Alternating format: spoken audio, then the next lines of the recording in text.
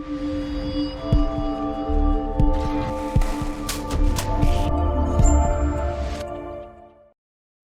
everyone and welcome back to UE5 BP Guru, the member section for our Pokeclone multiplayer series.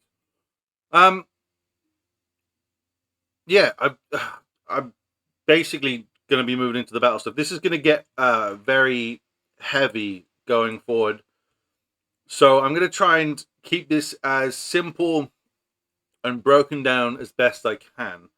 Luckily, we've got this first episode on a long series of very complicated episodes. This is probably the most simple one. We're going to be setting up the widget for our battle widget. Sorry, I've got a mouthful of food. It's Christmas and I'm stuffing my face. So, yeah, I'm struggling a bit. So, if you remember correctly, we set up this battle widget early doors, and so we could get the rest of the code set up. And now we're going to basically just kind of set up the bare bones layout of everything. This is more an episode that you guys can do without me. You don't need to follow really along with this episode unless you want to really get it like, setup for setup. But I do mine slightly differently to Pokemon. So if you're like, oh, it's not Pokemon, that's because I'm doing mine the way I've done it, the way I can get it to work. So, yeah, basically. All I'm doing is getting some buttons. I set it to 1. That's not a good size, is it? 12 should be good. And I need to copy and paste. Oh, gosh, what am I doing? It's already going badly. I'm so sorry. I'm so sorry. Come on. Oh, it's playing me up a little bit. So what we kind of need is some buttons we can press to do stuff, right? So what we need is an attack button. We need a bag button. And we will have to do a load of lovely naming conventions for this. It's going to get really confusing, to say the least. But it's all going to be very important to the future of this series. So you will need to kind of have a similar setup, a similar structure, if you will. We're going to need, gosh, so many of these buttons. At least another 2. And another one. There we go. And another one. Stick them all down here. It's as I say, set it up how you want it set up. You can change the style, give them cool colors, whatever, right? It's whatever you want for your game. So you just need to make the decision on that one. But arrange them however you want. Set up cool little images if that's what you want to do. It's however you want it. But I'll show you how I'm setting mine up. We need a party button so we can change our party member. We need a run button. Every game needs a good run button. And we need a capture button for ours.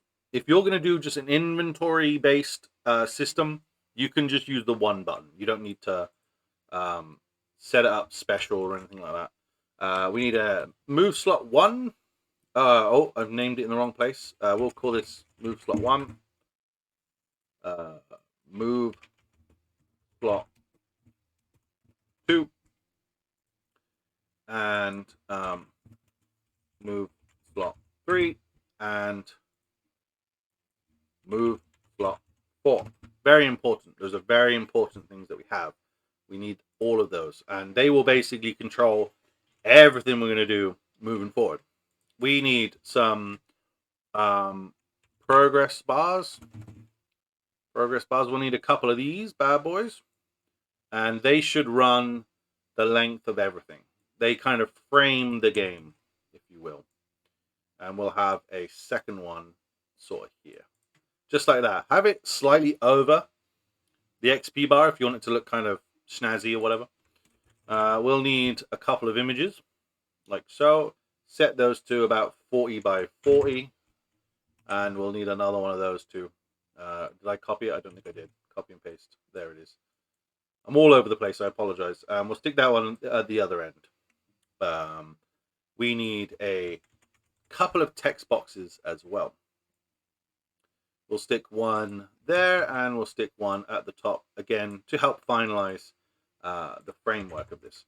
Set this one to, I'd say, a little bit bigger than that, maybe 15 works. We're going to just do level 100 just to get the correct size, because if you're copying Pokemon, the max they can ever go to is 100. And this shouldn't matter too much because I typically just kind of put this all the way across like so. But if you want to give it a name just for now, so it looks kind of like it would in battle, there you go. So this is going to be gender, this is going to be status, you've got health, XP, and all that kind of wonderful stuff. I'll show you how I'm going to set up all the naming stuff in a moment. Let's just get the other bits we're going to need for the enemy. So let's get a health bar up here, stick it to the top somewhere. We'll also need to know name, age, gender, and status, and all that sort of stuff as well. Possibly can't copy and paste multiple items, so just bear that in mind. So get it how you want it though. Most of it will be obviously the same, but just play around with it until you get the right style. As I say, most of the elements, if you're copying Pokemon and you're going for that kind of Pokemon style, it'll all pretty much be the same. Same elements as you have now. Why can't I drag you around? There we go. Put that there. This is kind of just how I laid mine out. But I know Pokemon goes for something relatively similar. And then if you're doing Pokemon, you're going to want this one to be green for health. And blue's fine for XP. And then this one also needs to be a similar green. And you can check that just by filling up that progress bar a bit. There we go. Beautiful. Now, as I say, we're going to keep this to just mainly doing this sort of HUD stuff. So all we need to do now is go through and give everything a name, because we're going to be giving it all bindings in a future episode. So I like to call this one party name text and make that a variable, because we're going to need it as a variable. Call this one party. So try and keep it in the vein of party and enemy. Party name image. Not party name, sorry. That was wrong. Party gender image. Party level text. Give that a variable. This is going to be party status image. Those two should automatically be variables, by the way. Same for your progress bar. Party health PG. Party XP PG. It should be PB actually. PB, not PG. Party progress progress bar is what I'm going for. These ones are going to be a bit more annoying, so we need attack button. No, we'll just call this attack text. These will probably also need to be variables. It's kind of annoying, I know. This can be just attack button, bag text. All the text will also need to be variables, just so you know, because we're going to be calling those when we need them to appear and disappear. So we've got party text, make it a variable. We don't need to do this for the enemy, so because we'll never see that. Party button, but we will need to do this for just for the player. So that's why I'm not adding player or enemy into this. And then we're going to do run button. Now, as I said, I keep my capture stuff differently, so you don't need to do that if you're only doing an inventory. You can keep yours very similar to Pokemon. Now, I call this MS1 text, and so on and so forth, just to keep the variables smaller. But just follow along with the pattern that I'm doing, and you shouldn't go too far wrong with the future episodes. But as I was saying before, That should be a 2 there. Most of this stuff will be slightly different, but you don't want it to be the same, right? You want it to be original, and I will always implore you guys to take what I'm teaching you and apply your own methods to it, because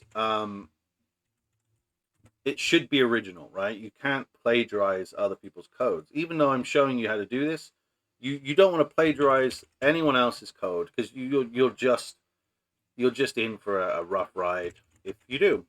So just bear that in mind. Take what I teach you, and you should do this with every tutorial series. Take what they teach you and apply your own sort of methods to it. So just doing the enemy now, and same thing again. Just enemy level text. Set them all to variables. I can't reach that last. I can't reach that thing. Maybe I should make this just short of that. There we go. That makes life easier. Enemy status image. Enemy gender image, and everything should be variables again. If you find that you can't find it, just come back and check that you haven't missed something. So for this episode, that should be your setup complete. You can test that it's all working. Now, what I like to do is I like to change the anchorage on a lot of this stuff, because it will disappear or just look funny if you don't have it set to the right place. For these sort of things, what I do is I will I can't anchor some of this. Why not? What is it not liking me anchoring? Let's try just the buttons for a second. Yeah, that's fine. So anchor that to the bottom, middle.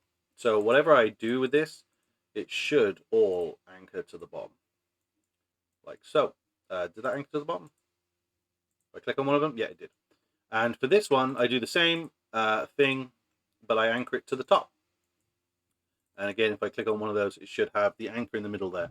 And we'll compile, we'll click play. Let's just give it a whirl and see what happens. We should have the battle widget automatically come on to screen. Let's get Dave the Bulbasaur and run over to the encounter area. And hopefully, fingers crossed, we should see it appear. There's Charmander, there's good old Bulbasaur, and there's the widget. Now, obviously, it's morphing to the size of my editor window, but you can see that it's appearing. Now, obviously, they're not both named Bulbasaur. We have to eventually get that information and set it to what it needs to be. But we'll be doing that potentially in the next episode, pulling through that data for all of these creatures and setting it up so we can actually see the proper setups. Now, as I mentioned before, we'll be setting everything up for multiplayer, so you'll see it will look a bit strange, but just method in the madness, right? There's method in the madness. Just trust that I'm leading you down the right path, because I've done this for my own game. So yeah, hopefully you've enjoyed this episode. Hopefully it's been a bit of a boring one. It's just mainly me setting up my HUD, but hopefully it's kind of giving you an idea of how to lay yours out and how to set everything up for yourselves. But thank you so much, guys, for watching. Hopefully you've enjoyed this episode, and I will see you in the next one. Much love. Take care. Bye.